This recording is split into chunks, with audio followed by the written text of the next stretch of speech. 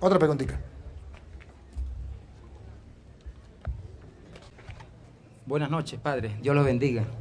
La pregunta es la siguiente. ¿Qué significa y cuál es la diferencia del pecado de muerte y del pecado de no muerte? ¿Y cómo hacer para ir a la confesión, hacer un verdadero examen de conciencia e ir a confesarse correctamente, Padre? Dios le bendiga. En la Biblia, primera de Juan, capítulo 1, versículo, ¿cómo es? Primera de Juan, 5, 16. Primera de Juan 5, 16. Leamos primero el 17. En el 17 habla que no todos los pecados son iguales. Los protestantes dicen que todos los pecados son iguales. Que si usted se robó una chupeta, usted va para el infierno. Si no se mete a protestante. Ahora, si se mete a protestante, aunque haya matado a su madre, va directamente al cielo con tu ropa y zapatos. Pero bueno, la Biblia dice que es mentira, que hay dos clases de pecado. Escuche. 16. Si alguno viere a su hermano. El 17. 17. Toda injusticia es pecado. Toda injusticia es pecado. Toda cosa mala que usted haga es pecado. Pero hay pecado no de muerte. Pero no todos los pecados son iguales. Que se robó una chupeta es un pecado. Pero no es un pecado que lo lleva hasta el infierno. No todo pecado es de muerte. Sabemos que todo aquel que ha nacido de... Otra vez.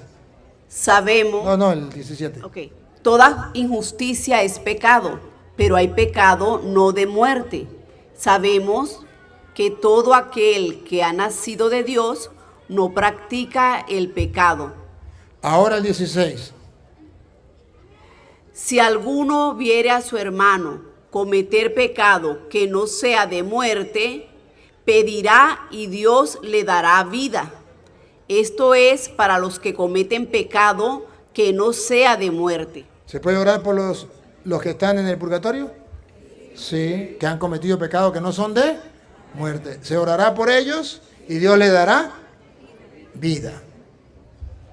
Hay pecado de muerte, por el cual yo no digo que se pida. El que ya va para el infierno, ahí sí ya se perdió. Pero usted puede orar por los muertos porque usted no sabe cuál va para el infierno y cuál va para el purgatorio. Pues por si acaso hay que hacer algo por ello, ¿verdad?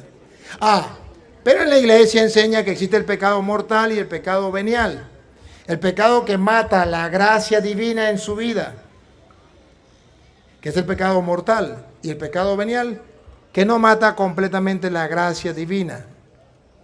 ¿Y cuál es el pecado mortal? La iglesia no los señala con el dedo, sino dice: cuando usted sabe que está pecando contra los mandatos de Dios y está pecando gravemente y lo hace con plena conciencia, eso es pecado mortal. Y si usted está pecando y su pecado no es un pecado grave contra los mandatos de Dios, o usted no tenía plena conciencia de eso, ese pecado no es pecado mortal que acabe la gracia de Dios en su vida. Entonces, no dice esto. Hay algunos que uno sabe así ya, que uno entiende que es un pecado mortal, porque algunos están dibujados en la Biblia. Por ejemplo, ¿se acuerda que ya en primera de Corintios capítulo 6, versículo 9 en adelante, da unos nombres? Bueno, ahí sí ya lo usted, porque ahí da los nombres, entonces ya puede decir, estos son. Pero hay personas, por ejemplo, que no sepan, y entonces no es igual para el que sabe. No deja de ser pecado, pero no es igual, porque aquel sabía y el otro no sabía. Vamos a ver. ¿No sabéis que los injustos no heredarán el reino de Dios? No erréis, ni los fornicarios. Entonces sabemos que es un pecado grave Fornicar. ¿Y qué es fornicar? Fornicar es tener sexo sin ser casado. Amigos con derecho. Novios con derecho. Vivir arrejuntado. Vivir casado por lo civil. Eso es fornicar.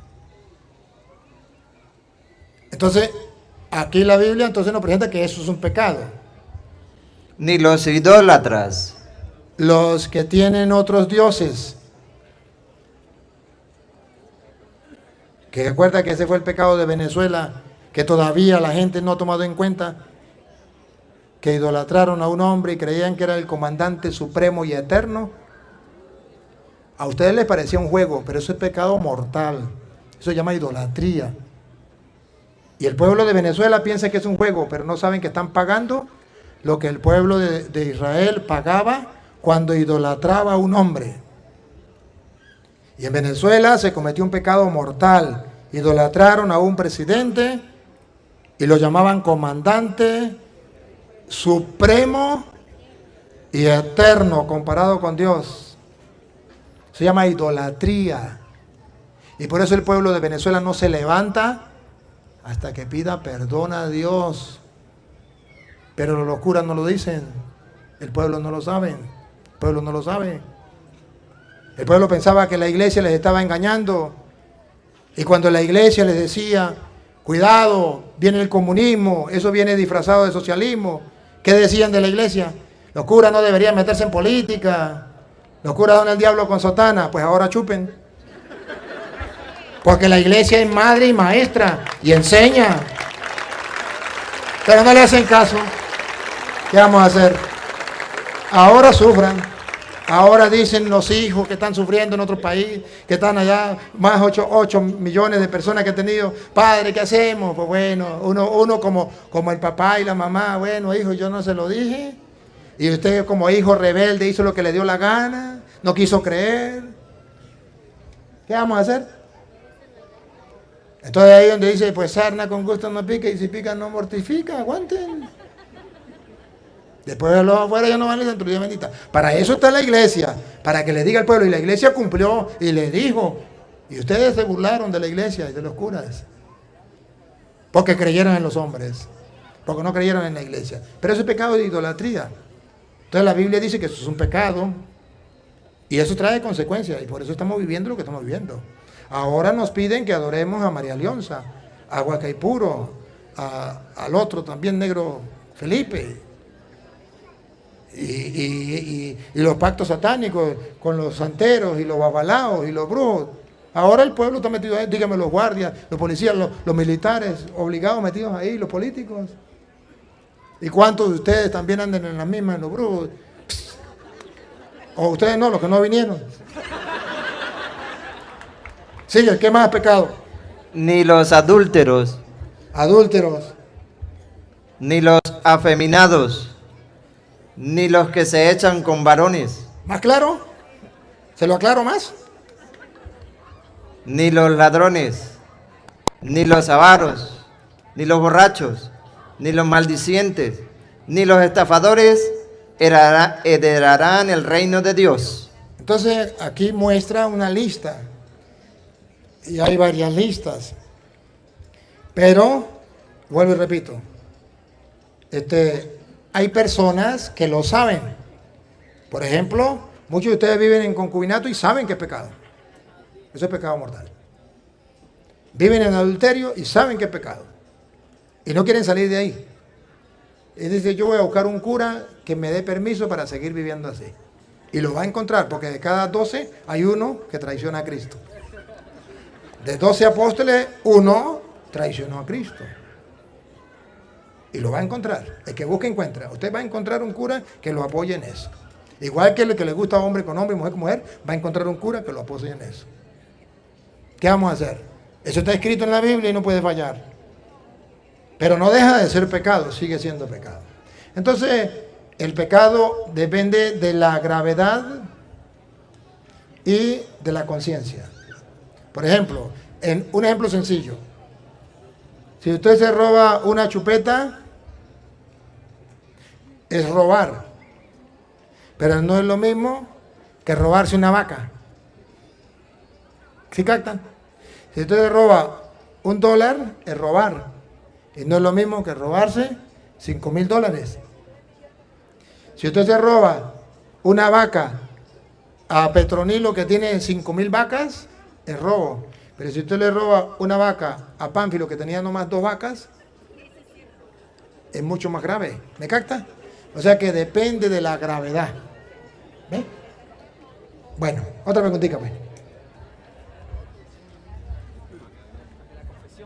¿Ah?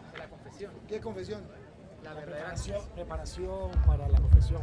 Para una buena confesión.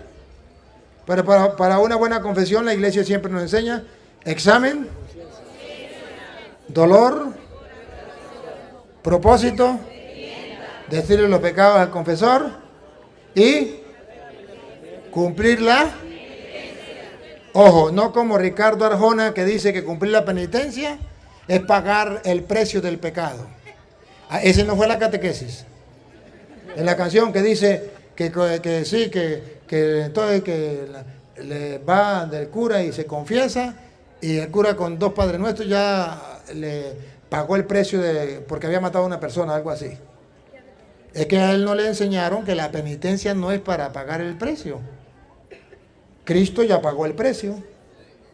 La penitencia es para que vaya a darle gracias a Dios. ¿Se acuerdan los leprosos? ¿Cuántos quedaron curados? 10. ¿Y uno solo vino a dar? Gracias. Eso llama la penitencia. Entonces el sacerdote lo manda a decirle a Dios gracias, para que no sea de los 9 desagradecidos. Pero no es para que vaya a pagar el precio del pecado. Ah, no, usted mató a una persona y fue, se confesó y el cura lo mandó a rezar un Padre Nuestro. ¿Y con ese Padre Nuestro pagó al muerto? No, usted no pagará al muerto nunca. Nunca. Ni aunque lo metan en la cárcel pagará al muerto. Ese pecado solamente Jesús lo perdona con el sacramento de la confesión, y al perdonarle ya Cristo pagó en la cruz su pecado. Usted lo que va a decirle es gracias. Eso es lo que es la penitencia, ¿verdad? Para que la persona agradezca a Dios su misericordia, su perdón. Y eso del examen de conciencia, ¿de dónde lo saca la iglesia? Y la confesión, confesar los pecados del penitente, ¿de dónde lo saca? De primera de Juan, capítulo 1. Jesucristo ya pagó el precio, que es su sangre. Mas, sin embargo, para que me perdone, yo tengo que reconocer mi pecado y confesar mi pecado. A ver, ¿quién le toca? Pero si andamos en luz, como Él está en luz, tenemos comunión unos con otros, y la sangre de Jesucristo, su Hijo, nos limpia de todo pecado. Ahí está la paga, ya pagó el precio, la sangre de Cristo. Pues si Cristo ya pagó el precio, ¿qué tenemos que hacer ahora nosotros? Dale. Si decimos que no tenemos pecado, nos engañamos a nosotros mismos. En castellano hay que hacer el examen para descubrir que tenemos pecado. ¿Y cuáles son nuestros pecados? Porque si no lo hacemos, nos engañamos a nosotros mismos. Segundo, Y la verdad no está en nosotros. si no reconocemos los pecados, pues la verdad no está en nosotros. Ahora, la segunda parte, la otra, ¿qué tenemos que hacer? Ya Cristo pagó. Yo reconozco mi pecado, ahora debo confesar.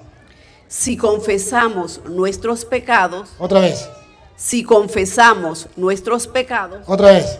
si confesamos nuestros pecados, ¿Qué es lo que no entienden?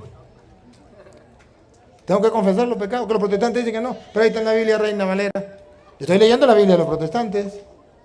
Si confesamos nuestros pecados, Él es fiel y justo ¿por qué fiel? Porque Él dijo, a quienes le perdonen los pecados le quedan, y a quienes no se los perdonen le quedan.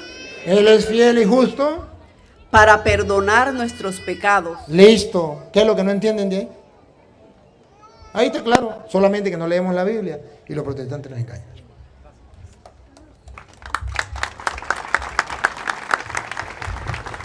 Buenas noches. Voy a hacerlo más concisa y hacer las preguntas de una vez. Sabemos que en la Biblia no está todo escrito. Lo dice la misma palabra. Sería entonces demasiados libros. Leo la Biblia bueno, soy apostólica, católica, romana, creo en la Virgen, los ángeles, pero todavía nos falta conocimiento de la Biblia y estamos en ese camino, por eso venimos aquí. No he encontrado todavía, se nos dicen que las personas que se quitan la vida, ¿sí?, no tienen perdón de Dios. No los inculcaron. Entonces a mí me preocupa el apóstol que traicionó a Jesús, que se ahorcó.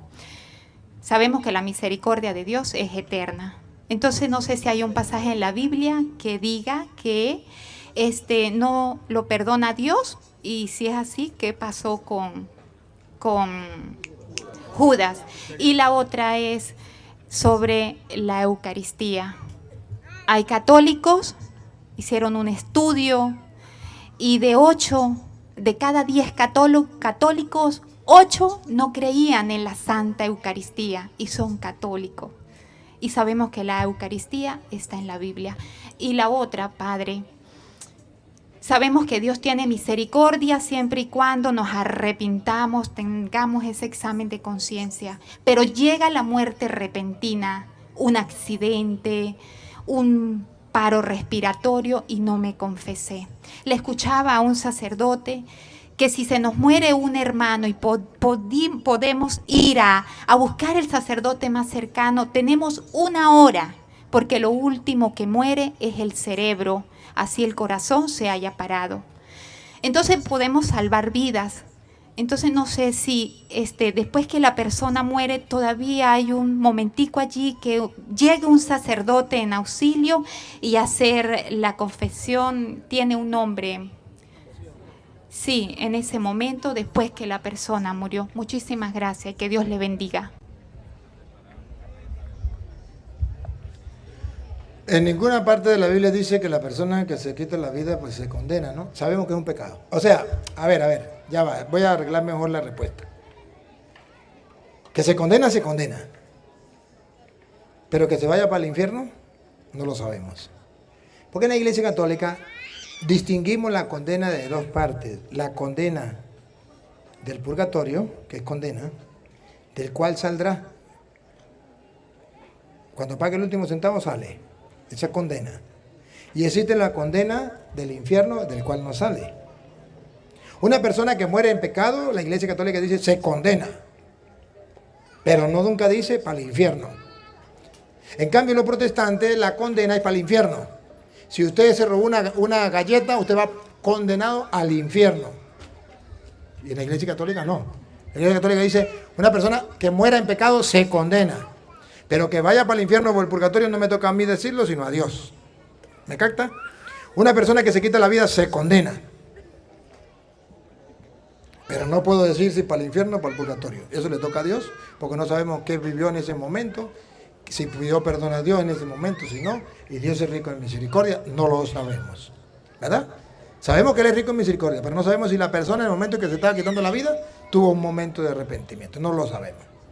Entonces, por eso los protestantes a todo el mundo manda para el infierno, porque para ellos condenarse significa infierno. Para nosotros condenarse no significa infierno. Significa 2 opciones, o infierno o purgatorio. Pero siempre es una condena. El juez dictamina una sentencia y dice va a pagar tanto o, no, o va a pagar cadena perpetua. En la otra, de que usted dice de si Judas, creo que es Juan 17:12, compadrito, ¿verdad? 17:12. Ahora, en cuanto a Judas, el problema de Judas fue porque él no se arrepintió, vendió a Cristo, traicionó a Cristo, y no, sí se arrepintió, pero no pidió el perdón a quien podía perdonarle. ¿Verdad? ¿Qué dice?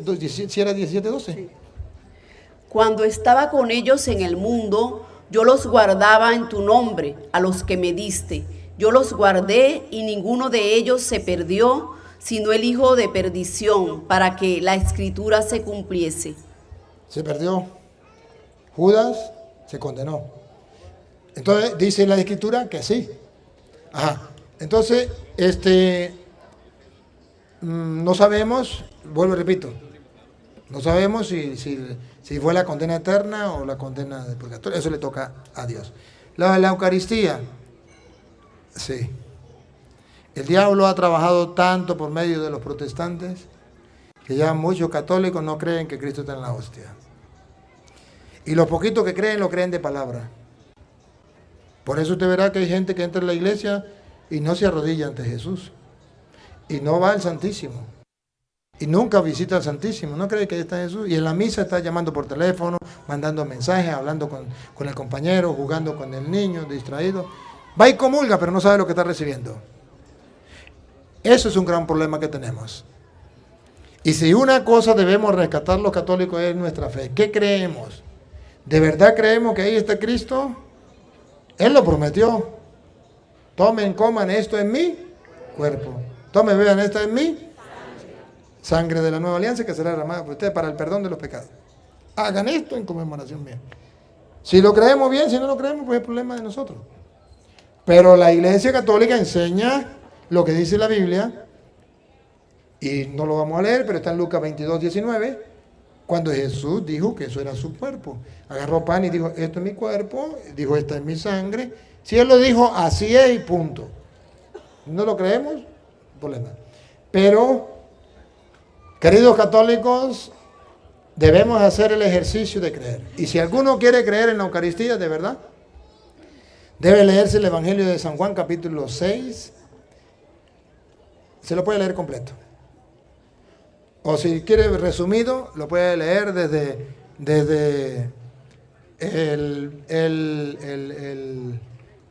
del 26 al 58. Al 68, perdón. Al 68. Mejor que lo lea todo porque no se va a acordar del 26 al 68. Todo el capítulo 6. Y ahí usted comienza a hacer un ejercicio de creer, de creer, de creer y de creer. Y entonces usted podrá terminar creyendo. Porque es un ejercicio. A creer se aprende creyendo, como a caminar se aprende caminando y a nadar se aprende nadando. Pero si usted no hace el ejercicio de creer en la palabra de Dios, nunca va a tener fe. Se quedará con esa fe ahí dormida. Pero nunca va a progresar en la fe. Solo agarrando la Biblia, leyendo el capítulo 6 de San Juan, usted puede progresar en la fe sobre lo que es la Eucaristía. ¿Me dijo algo más? ¿No? ¿Qué era? Si una persona muere repentina, pues mire, la verdad es que si Dios es rico en misericordia y yo tengo un testimonio que me hace pensar lo que usted está diciendo. Yo trabajé en una comunidad que se llama La Grita, en el Táchira. Trabajaba con un padre que visitaba el hospital. El padre César Arellano visitaba el hospital, era capellán del hospital. Todos los días, creo que era todos los días, visitaba el hospital, toda la mañana. Y un día él llegó al desayuno y lo vi bravo. Casi nunca lo miraba bravo. Ese día lo miré bravo. Y dijo que se muera sin confesiones y sin vergüenza. Yo ya no hago nada más por él. Y lo veo bravo y yo dije, ¿pero de quién habla? Y cuando nos sentamos a comer, le dije, ¿de quién habla usted? Dijo, del pastor. El pastor que está allá en el hospital. Que he ido varias veces y hoy me soltó las patas y me dijo unas cuantas cosas. Y no vuelvo a visitarlo, por mí que se muera sin confesión. Y yo le dije, ¿y dónde está? Dijo, en la cama número 7, en el segundo piso. Y yo me agarré la Biblia y me fui para la cama número 7. Y llegué y le dije, bueno, yo sé que usted es el pastor, a mí qué me importa. Yo vengo a predicarle la palabra de Dios. No, que yo soy, sí, yo ya lo sé.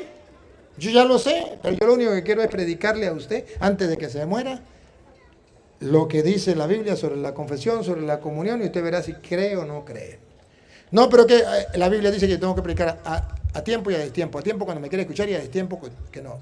Usted no me quiere escuchar, me tiene que escuchar. Y como usted está en la cama y no se puede parar, yo lo voy a predicar. Y comencé a predicarle sobre la confesión. Y dale, y después sobre la Eucaristía y le prediqué. Y cuando terminé de predicar le dije, no me importa lo que usted piense. Ya le prediqué la palabra, ya cumplí. Usted verá si lo cree o no lo cree. Le di capítulo y versículo y de la Biblia Reina Valera. Así que hasta luego. Y si algún día, en el momento de la muerte, usted siente la necesidad de confesarse, mándeme a llamar. Yo soy el cura de la iglesia de arriba. El cura flaco de la iglesia de arriba. Dijo, yo no me confieso con un hombre ni aunque me esté muriendo. Yo me confieso directamente con Dios en la pata de un palo. Le dije, eso lo dice ahorita porque no está en la hora de la muerte. Cuando esté en la hora de la muerte, me manda a llamar. Pasó el tiempo, algunos 15 días, algún mes. Recuerdo que como a la 1 de la tarde yo iba a hacer la siesta cuando llegó una señora llorando para visitar un enfermo, Y le dije, ¿y dónde está? Dijo, en el hospital. ¿En el hospital? Pero si el padre acaba de llegar del hospital. Él era fijo. A mí me había olvidado lo del pastor. Digo, es que mi papá es el pastor. ¿Cómo? Que mi papá es el pastor. Y si es el pastor, ¿por qué viene a molestarme? Dijo, porque dijo, hija, estoy en la hora de la muerte y yo pensaba que no tenía que confesar mis pecados. Pero ahora Dios me ha mostrado que cargo todo el peso de mis pecados. Córrale, búsqueme al cura flaco de la iglesia de arriba y dile estas palabras mirándolo a los ojos. Dile que yo le mando a decir que no moriré hasta que él me dé el perdón. Le dije, ¿así le dijo? Dijo, sí. Le dije, vámonos, mamita, vámonos. Entré en el carro de ella y la señora comenzó eso, pero allá las carreteras son muy angostas. Y entonces no podía avanzar con los otros carros y había muchos carros, mucho tráfico. Y la señora lloraba y la señora gritaba y la señora desesperada. Y le dije, mamita, no podemos hacer nada, no podemos volar para pasar por encima. Fue muchas trabas demasiado, mucho con demasiado. Al final llegamos al hospital, bajamos del carro y córrale. Y cuando íbamos subiendo las escaleras, escuchamos unos ruidos. Al subir al segundo piso, venía la gente llorando y decían, se murió. Y cuando me vieron a mí, cura maldito, cura no sé qué, por culpa suya, dijo una por allá, mi papá se murió sin confesión, la otra por culpa suya, por irresponsable, llegó tarde, mi papá se murió. Bueno, me insultaron y yo, como perrito regañado, me regresé y iba bajando las escaleras y ellos venían en la pata mía insultándome. Yo dije, si soy tonto, yo me pongo a pararle a esta vieja. No, agarré y pasé otra vez, me insultaban, me miraban feo, yo pasé por el medio, no es conmigo. Y llegué, y cuando iba llegando a la habitación, salieron las monjas, las dominicas, 3 monjitas que estaban allí. Entonces me dijeron, padre, se murió, lo estaba esperando. ¿Hace cuánto murió? Hace como 3 minutos, 5 minutos, no sé cuánto. Yo le dije, bueno, está bien, padre, pero estaba pidiéndolo a usted. Y que no se moría hasta que usted no llegara, pero se murió. Entonces, ¿y dónde está? Vea que lo tenían así. Y le dije, mire pastor, yo sé que usted estaba arrepentido, ya me lo dijo su hija, me lo dijo la mona. Y yo no sé si usted ya le entregó cuenta a Dios o no, pero Dios es rico en misericordia, como dice la hermana. Por un sí o por un no, yo le voy a dar la absolución. Arrepiéntete. Si me estás escuchando, a lo mejor no te has muerto completamente y me estás escuchando, arrepiéntete, te voy a dar la absolución. Sin mucha fe de que estaba vivo todavía, yo le dije, Padre misericordioso que reconcilió consigo el mundo por la muerte y la resurrección de tu Hijo Jesucristo, envió el Espíritu Santo para perdón del pecado, conceder a este hermano por el ministerio de la iglesia, perdón y la paz. Y yo te absorbo de tu pecado en el nombre del Padre, del Hijo y del Espíritu Santo. Hizo el hombre y se volvió a morir. Menos mal, porque si no me muero yo. Me da un infarto. Las monas pegaron una estampilla. Más bárbaro. Padre, estaba vivo todavía, lo estaba esperando. Y yo le dije, sí, eso lo viví yo. O sea, no puedo decir que es mentira, eso lo viví yo, por algo lo dicen.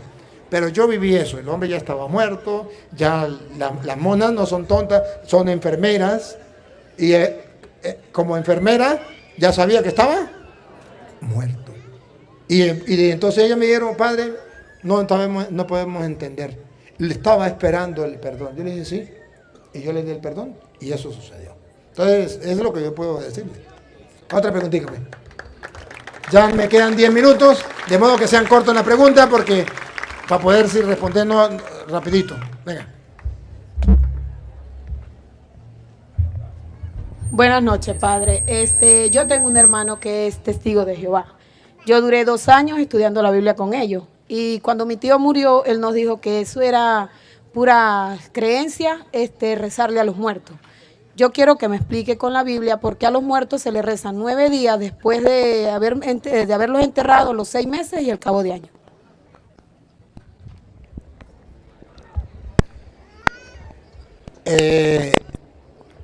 Rezamos por los muertos. Yo le acabé de mostrar la primera de Juan, capítulo 5, versículo 16, porque la Biblia dice que si cometió un pecado que no sea de muerte, Dios le dará vida. Se lo vuelvo a repetir, para que lo tenga presente, para que usted se dé cuenta por qué rezamos por los muertos. 5, 16. Primera de Juan. Si alguno viere a su hermano cometer pecado que no sea de muerte, pedirá a Dios, le dará vida. ¿Pedirá a Dios? Y le dará vida. Y le dará vida. Por eso oramos por los muertos. Esto es para los que cometen pecado que no sea de muerte. Hay pecados de muerte por el cual yo no digo que se pida. Entonces, aquí nosotros pedimos por ello. ¿Por qué lo hacemos 9 días? Lo hacemos 9 días, usted lo puede hacer 20 días, 50 días.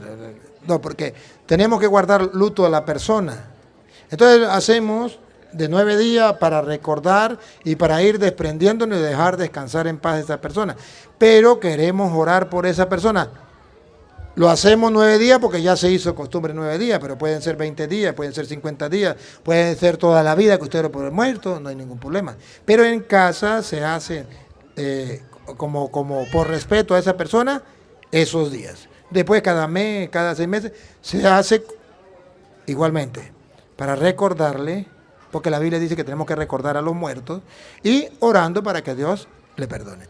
Y no debería solamente ser 6 meses y ya se acabó, sino toda la vida que podamos orar por los muertos. Pero es simplemente una costumbre. Y se hizo costumbre 9 días, entonces tenemos esas 9 días. Podía ser 30 días, podía ser un año, podía ser lo que sea.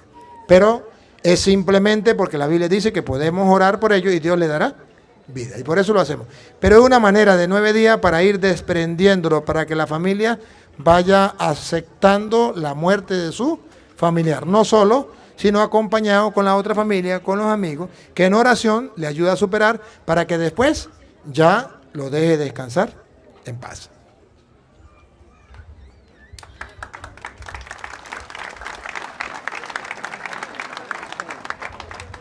Buenas noches, Padre.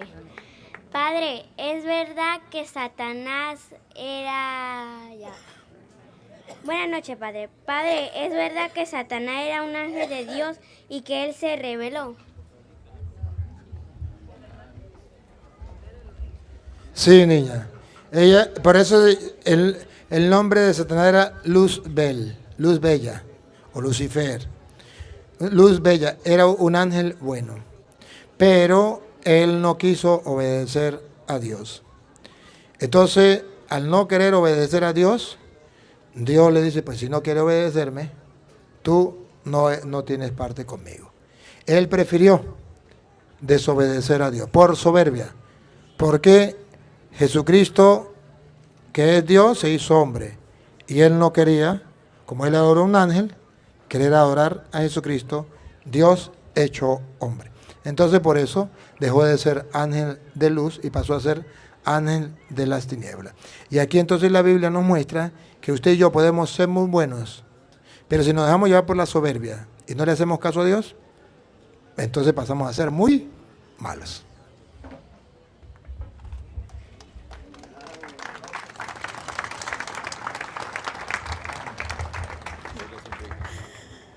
Buenas noches, Padre. Mi pregunta es, mi papá hace 2 años que murió. Yo lo lloro mucho.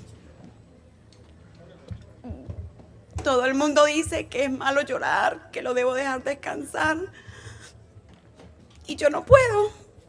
No tengo la fuerza, no tengo el valor de hacerlo. ¿Es malo lo que yo estoy haciendo?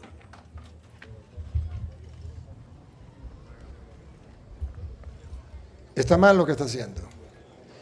Porque la Biblia dice que hay que llorar al ser querido y guardar luto por él hasta un tiempo. Pero luego tenemos que dejarlo sí descansar en paz. Ni usted, ni yo, ni ningún ser humano puede superar eso, si no es a la luz de la fe. ¿Cuál es su problema? Su problema no es que su papá haya muerto. Mi mamá también murió. ¿Cuántos han muerto aquí? Su papá, su mamá, su abuelo. El problema suyo no es que su papá o su mamá haya muerto, no. El problema es que usted no ha buscado refugio en la fe. Usted ha querido superarlo desde la parte humana, a fuerza de hombro, y ahí sufrirá toda la vida. La única manera para superarlo es que usted se aferre a la fe. Por ejemplo, 2 de Corintios, capítulo 5, versículo 1 en adelante. ¿Qué dice la Biblia? Cuando una persona muere, ¿qué dice? Porque sabemos Eso es lo que usted no sabe. No lo ha asimilado. O sea, lo sabe en teoría, pero no lo ha asimilado. Sabemos. que si nuestra morada terrestre, este tabernáculo se deshiciere, Su papá se murió. tenemos de Dios un edificio, una casa no hecha de manos, eterna en los cielos. Tenemos una casa, una mansión, no hecha por manos humanas, eterna en el cielo. Como usted no lo cree, no lo asimila, por eso se llama que la fe es un ejercicio. Como usted no ha hecho el ejercicio de creer eso, a usted le duele que su papá haya muerto. ¿Por qué a mí no me duele que mi mamá se haya muerto? Porque lo primero que yo hice fue agarrar la Biblia, sentarme y decir, yo quiero creer esto. Si aquí está escrito, yo lo quiero creer. Jesucristo, en Juan capítulo 14, versículo 1, te dice a ti y me dice a mí, no se turbe vuestro corazón. Usted tiene un corazón turbado. Pero Jesús dice, no te turbe vuestro corazón. ¿Cómo? Solo creyendo. Ponga cuidado. No se turbe vuestro corazón. ¿Cómo?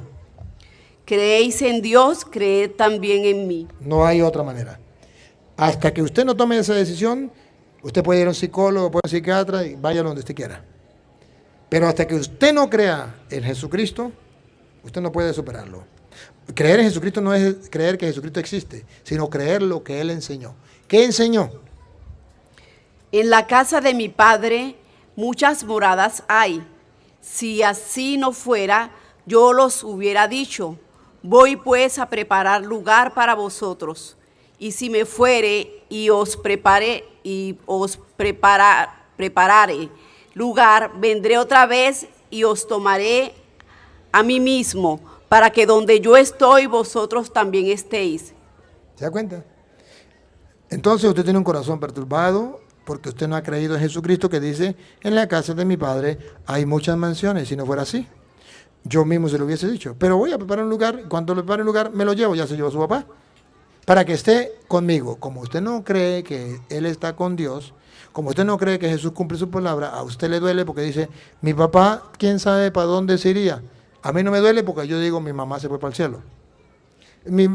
Dios si es malo, ¿por qué se llevó a mi mamá? Yo digo, bendito sea Dios, se llevó a mi mamá al reino de los cielos, donde no hay luto, llanto ni dolor, todo será alegría, gozo y paz. Entonces hay diferencia entre el creer y no creer.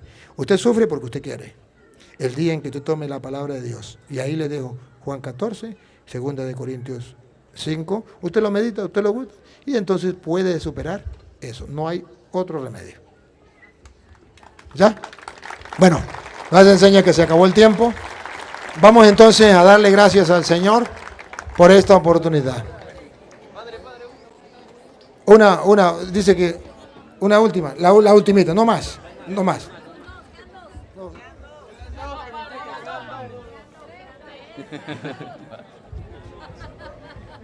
Bueno, Padre, primeramente darle gracias a Dios por esta excelente oportunidad que nos ha brindado de que usted esté aquí y dando estas enseñanzas que son de gratificación para muchos de nosotros que están acá. Y una de las cuestiones que sabemos que los protestantes se agarran de cualquier clavo torcido, ¿ven?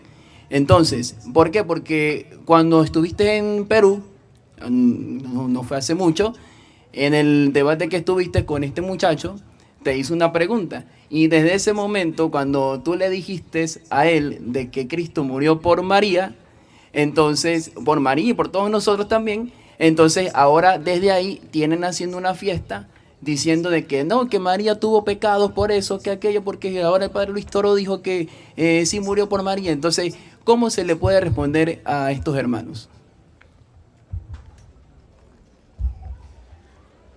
Jesucristo sí murió por todos y murió por la Virgen María y murió para salvarnos del pecado, a ustedes, a mí y a la Virgen María. Él es nuestro Salvador. Y si ¿cómo que llama? Izquierdo, ¿cómo? Y si bueno, ese, el izquierdo. No, ¿quién fue el izquierdo? Bueno, si quiere escuchar la respuesta que usted hace alarde, que usted dice, el cura Toro no tiene respuesta, yo tengo la respuesta, lo que pasa es que ese no era el tema. Y a usted, o sea, ¿cómo hacerle entender que ese no es el tema? ¿Cómo? Si usted lo que iba metido en ese disco rayado. Y no, teníamos el tema y usted no respondió. Pero ya que el hermano me hace la pregunta, yo se la respondo. Si quiere la toma, si no la quiere no la toma. Jesucristo murió por todos los seres humanos, tanto del Antiguo como del Nuevo Testamento. Y ahí estaba también la Virgen María. Eso es verdad. Y murió para salvarnos del... Eso es verdad. Y Jesucristo me salva a mí del pecado y te salva a ti del pecado y salvó a la Virgen María del pecado. Eso es verdad. Pero la salvación que Jesucristo trajo para los del Antiguo Testamento es distinto a lo que trajo para los del Nuevo Testamento. Y la salvación que trajo para la Virgen María es distinta a la salvación que trajo para nosotros. Porque según San Pedro, Primera de Pedro 3:19, él fue a predicarle allá a los espíritus de los que ya habían muerto en el Antiguo Testamento, llevarles la buena nueva también para salvarlos allá. ¿Cómo se dice cuando le pagaban a los maestros? Retroactivo. Retroactivo. Es una manera del Antiguo Testamento. ¿Sí? Le pagó el retroactivo. Primera de Pedro 3:19 en adelante. En el cual también fue y predicó a los espíritus encarcelados, los que en otro tiempo desobedecieron, cuando una vez esperaba la paciencia de Dios en los días de Noé, mientras se preparaba el arca. Entonces esta gente que había muerto en el Antiguo Testamento, Jesucristo también vino y a ellos también los salvó. Retroactivo. A nosotros, a los que estaban ahí presentes, los salvó en el momento. Y a nosotros en futuro. Llevamos 2000 años y ¿quién nos está salvando? Cristo. A la Virgen María también la salvó del pecado, distinto a nosotros. A nosotros nos salvó del pecado porque nosotros caímos en el pecado y Él nos levantó del pecado. Nos salvó del pecado. A la Virgen María la salvó distinto. La salvó del pecado porque no permitió que cayera en él, pero Él la salvó del pecado.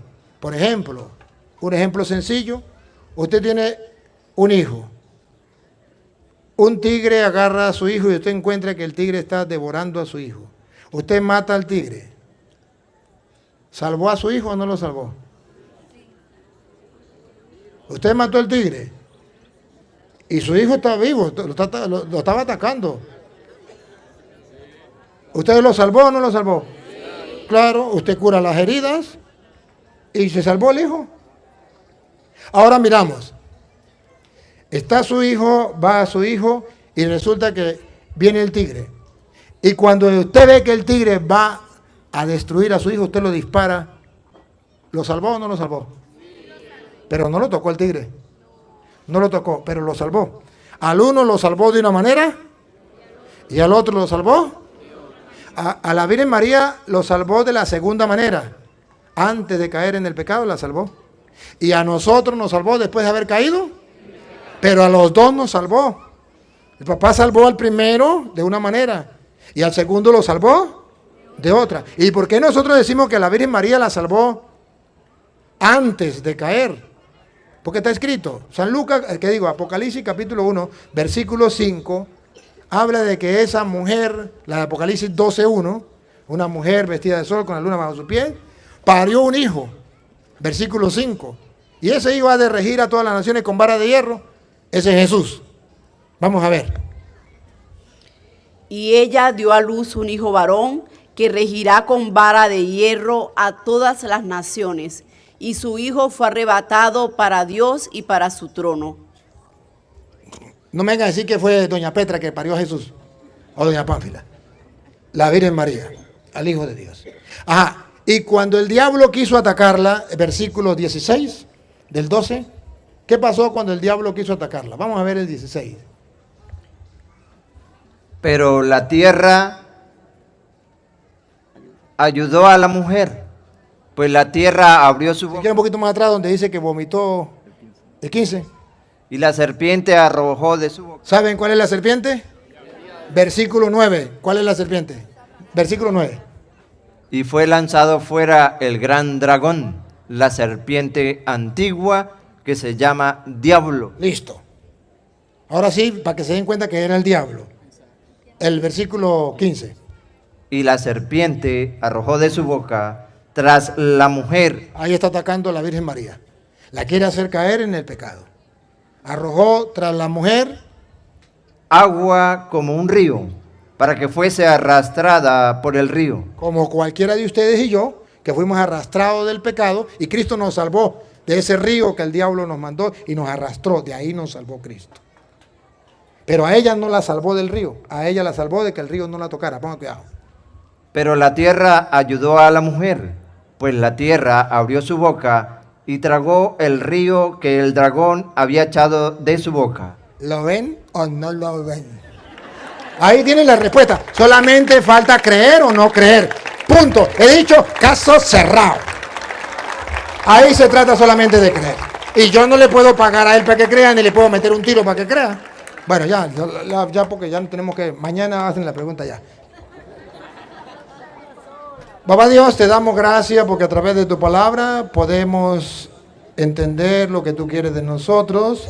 Bendito seas porque es la semilla del reino que hace brotar en nosotros la fe, la esperanza y el amor. Bendito sea por todos estos hermanos que han venido de tan lejos a escuchar tu palabra, por los que nos siguen a través de las redes sociales, a través de las radios, Señor, que están unidas hoy en la enseñanza para que todo el pueblo escuche tu palabra. Bendíceles a todos los que trabajan allí, a los dueños, a los organizadores.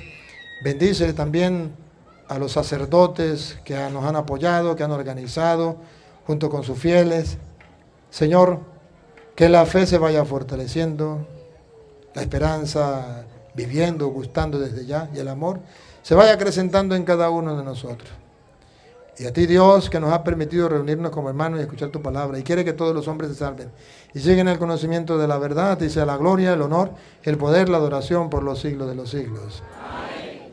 Voy a implorar la bendición para ustedes, para Venezuela y el mundo. Recibámosla con fe, sabiendo de que esa bendición no es otra cosa, sino pedirle a Dios que se abran las compuertas del cielo para que caiga lluvia de bendiciones, o sea, todo lo que ustedes de bien necesiten y clamen a Dios según sea su fe.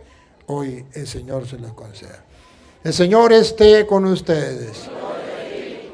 La bendición del Dios Todopoderoso, Padre, Hijo y Espíritu Santo, descienda sobre ustedes y les acompañe para siempre.